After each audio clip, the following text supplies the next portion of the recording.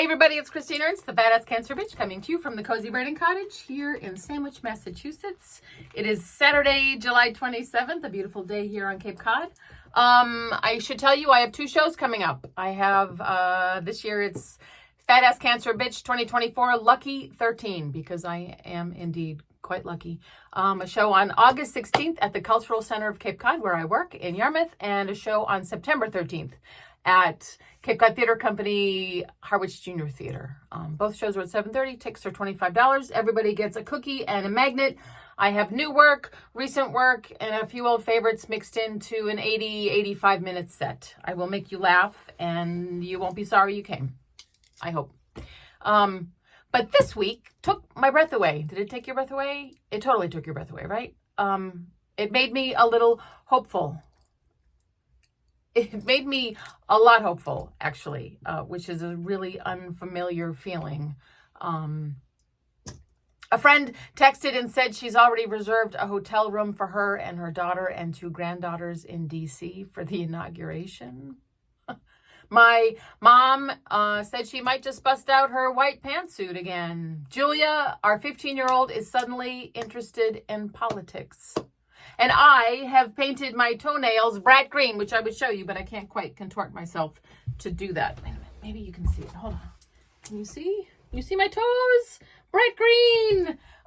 Bright green. Google it. It's a young person thing attached to the Harris campaign. And they're going to stay that color until November. Gosh, the pundits' heads are spinning and the old men are scrambling, and it looks like the childless cat ladies of this nation will actually be the ones to save it. Well. Joe's letter on Sunday made me cry. First off, it took courage and humility, which are basically absent from the hellscape that is American politics. Joe went from doddering uncle to noble statesman. Heather Cox Richardson herself compared him to George Washington. But nick of time or forced hand or no other option or brilliant strategic gambit, whatever, that letter gave us a fighting chance. Michael got the alert on his phone while he was working out in the basement and rushed upstairs to tell us. Julia read the letter out loud, and I sort of doubled over and cried. I realized I'd been steeling myself, bracing for the gut punch of another Trump term. As if I were grimly storing all that dread and despair, and I don't exaggerate with those words, dread and despair, in my body like a hard knot inside my solar plexus. Because I felt it unfurl.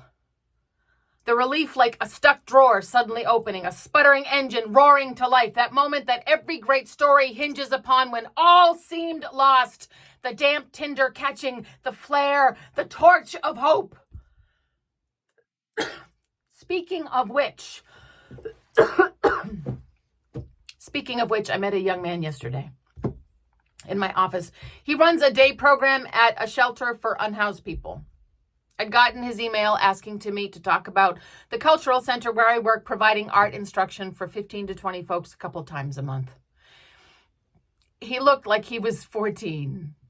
Baby face, a little like David Cassidy from the Partridge Family, floppy hair, winning smile. He just graduated from college in May.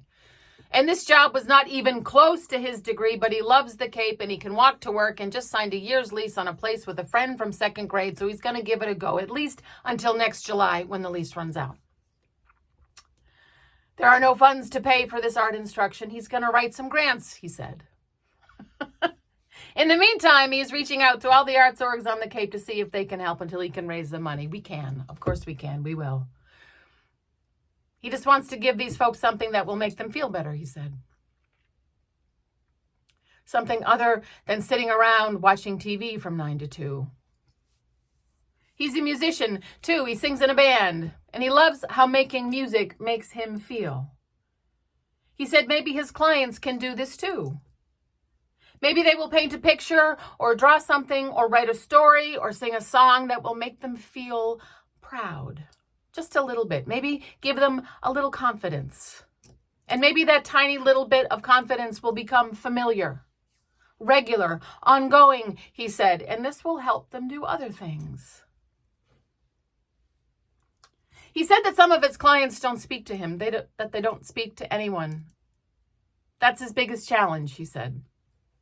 Not the goal of getting through to them, but learning to be okay with not being able to help everybody. This newly minted adult in the working world, this recent college grad with his baby mustache, with his business casual outfit, with his number written on a scrap of paper because he doesn't have his business cards yet. This kid with his good mandate.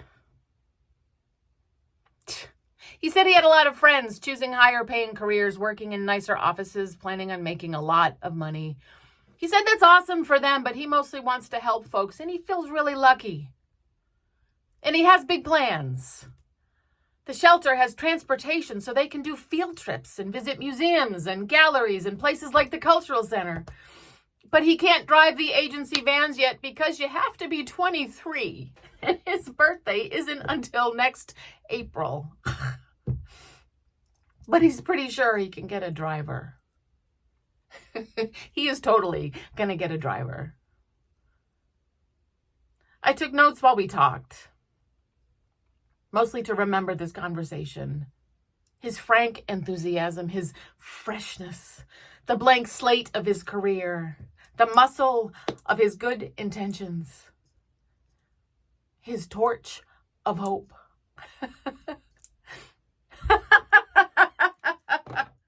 What the fuck were you doing at 22, folks? Oh my gosh. This young man, this kid, boy.